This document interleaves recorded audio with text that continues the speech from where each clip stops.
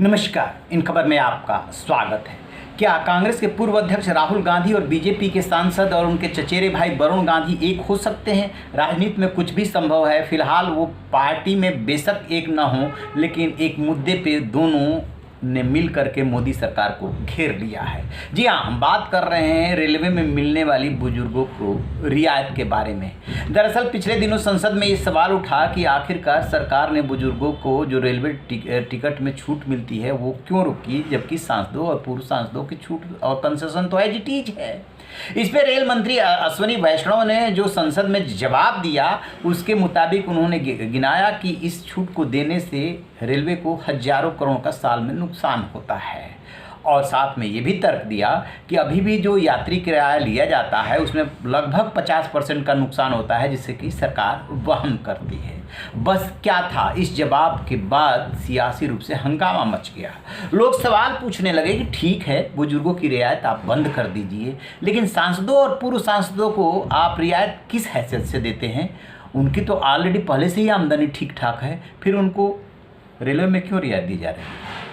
जब ये सवाल उठा तो सरकार घिरती नजर आई, और अब सोर्सेज के हवाले से इस तरह की भी खबरें आने लगी है कि सरकार अब इस पर फिर से पुनर्विचार करने लगी है।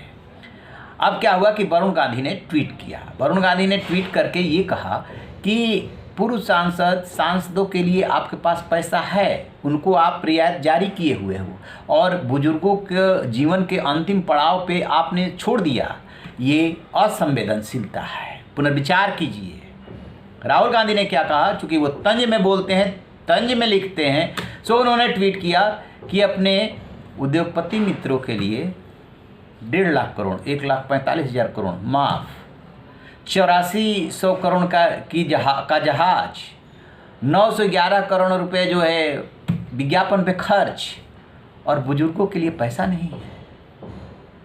उसके बाद इन दोनों मुद्दों पे वरुण गांधी और राहुल गांधी एक होते हुए दिखे। अब क्या है रेलवे का नियम, जरा ये समझिए। देखिए, रेलवे ने क्या किया कि यदि कोई महिला 58 साल की उम्र की हो गई है तो उनको टिकट में 50% की रियायत मिलती थी, और यदि कोई पुरुष 60 साल के हो गए हैं तो उनको 40% की रियायत मिलती थी। इसके अलावा विकलांग हैं और अलग अलग श्रेणियां हैं, मरीज हैं वगैरह वगैरह, इन्होंने छूट दी हुई है। जब कोरोना का दौर आया तो एक तो ट्रेनों का चलना कम हो गया, फिर जब शुरू भी हुई तो वो विशेष ट्रेनें शुरू हुई, तो ये कहा गया कि विशेष ट्रेन है लिहाजा कोई रियायत नहीं मिलेगी, और मिलता था वो भी खत्म कर दिया गया कि भाई देखिए, अब कोरोना का दौर आया, उसमें सब कुछ खत्म हो गया, रेगुलर ट्रेनें चल नहीं रही। लेकिन जब रेगुलर ट्रेनें चली तो ये हुआ कि अब देना संभव नहीं है, नहीं दिया जाएगा। लेकिन सांसदों और पूर्व सांसदों का जारी रखा गया। सांसदों पूर्व सांसदों को क्या मिलता है? एसी फर्स्ट क्लास में पत्नी के साथ मिलता है, और यदि पूर्व सांसद महोदय अपनी पत्नी के साथ जाना चाहते हैं तो एसी सेकंड क्लास में मिल जाता है, और अकेले जाना चाहते हैं तो एसी फर्स्ट क्लास में मिल जाता है।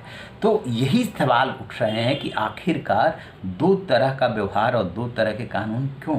जब सांसदों और विधायकों को रियायत देने की बारी आती है, सैलरी देने की बारी आती है और भत्ते देने की बारी आती है, तो उस समय सरकार में, कैबिनेट में एक मत सब हो जाते हैं। पेंशन भी मिलेगी, सैलरी भी मिलेगी, सारी रियायतें भी मिलेगी, टोल में भी छूट दिया जाएगा। आम नागरिकों के लिए ये संभव नहीं। जैसे ही आम नागरिकों को देने की बारी आती है, वैसे ही सरकार का खजाना खाली होने लगता है, तर्क दिया जाने लगता है कि क्या कर खजाने में पैसा नहीं है।